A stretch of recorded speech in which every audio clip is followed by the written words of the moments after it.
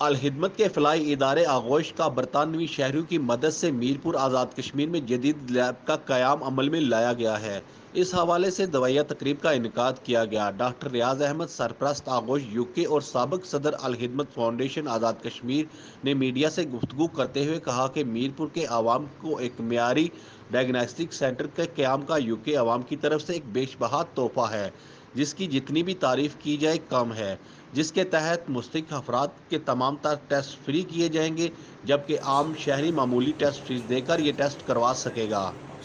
نیچے دستخط کر دیں گے کہ ہم جانتے ہیں کہ یہ فرد غریب ہے، مستحق زکوٰۃ ہے، بس وہ فارم آ کے ایک ہی دفعہ جمع کرائے گا، وہ پوری فیملی ہمیشہ کے لیے رجسٹرڈ ہو جائے گی یہاں، پھر دوبارہ اس کو بار بار فارم فل نہیں کرنا ہے۔ اور جو ہی وہ بندہ آئے گا اس کو رجسٹریشن نمبر الاٹ ہوگا، وہ جو ہی آ کے نمبر یہاں رکھے گا، وہ پہلے ہی اس کا نام انٹر ہوگا کہ یہ 100% فری کیس ہے۔